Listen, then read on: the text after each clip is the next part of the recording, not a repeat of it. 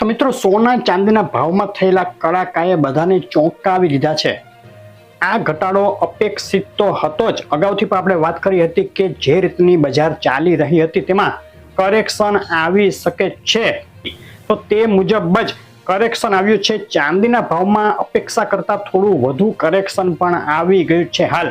તો આજે વાત કરશું શું છે અત્યારે સોના અને ચાંદીના ભાવ, શું છે કારણો આ ઘટાડા પાછળના, અને આગળ હવે આમાં શું થઈ શકે તેની. તો શોર્ટ વિડીયો જે મિત્રો નવા હોય, પહેલી વાર વિડીયો જોતા હોય તેઓ ખાસ ચેનલ સબસ્ક્રાઇબ કરવાનું, ફેસબુકના મિત્રો પેજ ફોલો કરવાનું ભૂલશો નહીં.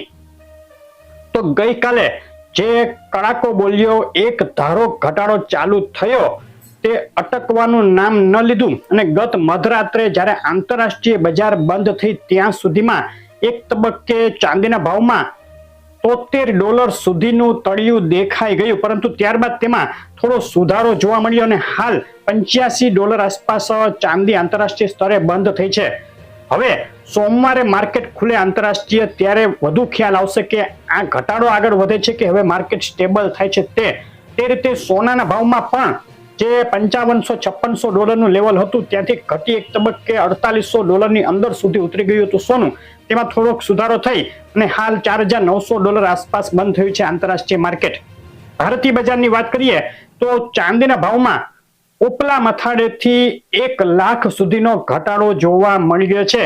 વિથ જીએસટી ચાંદી જે 4,09,000 સુધી બોલાઈ ગઈ હતી તે અત્યારે 3,09,000 રૂપિયા આવી ગઈ છે. MCX ઉપર આ ઘટાડો વધુ હતો. MCX ચાંદીમાં 1,20,000 સુધીનો કડાકો બોલી ગયો છે. ભારતીય બજારમાં અત્યારે ચાંદી ચોરસા 3 લાખ અને વિથ જીએસટી 3,09,000 3,10,000 ભાવ બોલાઈ રહ્યો છે. પરંતુ આજે ભારતીય બજારમાં બંધ માર્કેટનો ભાવ ગણી શકે, કારણ કે આંતરરાષ્ટ્રીય માર્કેટ બંધ હોય, MCX બંધ હોય. હવે જ્યારે સોમવારે સવારે માર્કેટ ખુલશે ત્યારે સાચો ભાવ મળશે. સોનાના ભાવમાં પણ એ રીતે જ જે ઘટાડો જોવા મળ્યો, ત્યારબાદ 1,87,000 બે દિવસ અગાઉ સોનું બોલાઈ ગયું હતું, તે હવે ઘટી 1,63,000 ઉપર આવી ગયું છે. 24,000 રૂપિયાનો ઘટાડો સોનાના ભાવમાં પણ જોવા મળ્યો છે. અને પાછળના 4 કારણો શું હતા તેના ઉપર નજર કરીએ તો સૌથી મોટું કારણ ઈરાન અમેરિકા વચ્ચે જે ટેન્શન હતું તે હળવું થતું દેખાઈ રહ્યું છે. આપણે અગાઉ પણ કહ્યું હતું કે જો આ યુદ્ધ નહીં થાય અને આ યુદ્ધ નહીં થાય તેવી વધુ સંભાવના છે તેવું આપણે વારંવાર કહ્યું છે. તો તે મુજબ હવે ટેન્શન થોડું હળવું થયું છે. ઈરાન અમેરિકા વાતચીત કરવા માટે હવે સહમત થઈ ગયા છે. ઈરાન નમી રહ્યું છે, ઝૂકી રહ્યું છે અને વાતચીત કરવાની પેશકશ કરી દીધી છે. ને ટૂંક સમયમાં જ 2-4 દિવસમાં જો વાતચીત થઈ શકે, જો કંઈ નવો ઉલટફેર ન થાય તો આ યુદ્ધ હવે લગભગ ટળી ગયું તેમ સમજવું. તેણે પણ સોના ચાંદીના ભાવ ઉપર પ્રેશર વધાર્યું. આ સમાચારે બીજા સમાચાર આવ્યા રશિયા યુક્રેન યુદ્ધમાંથી. રશિયા યુક્રેન યુદ્ધમાં એક 7 દિવસનો યુદ્ધ વિરામ થયો છે.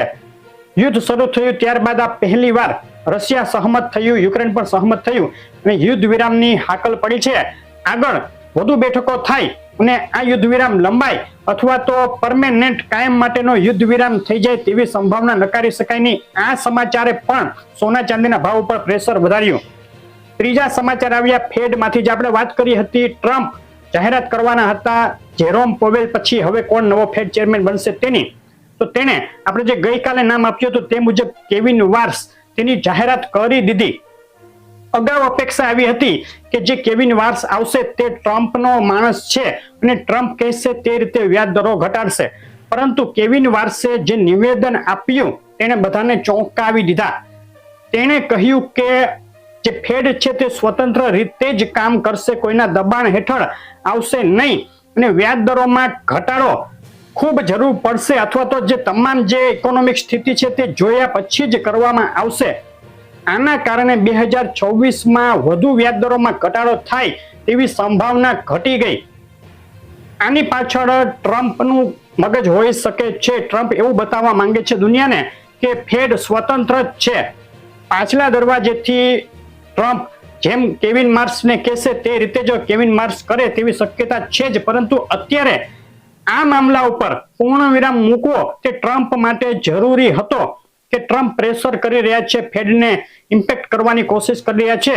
તો આ નિવેદન તેની પાસે બોલાવરાવી અને અત્યારે આવું સાબિત કરી દીધું. પણ આ નિવેદનને લઈ સોના ચાંદીની માર્કેટ ઉપર જબરદસ્ત પ્રેશર આવ્યું.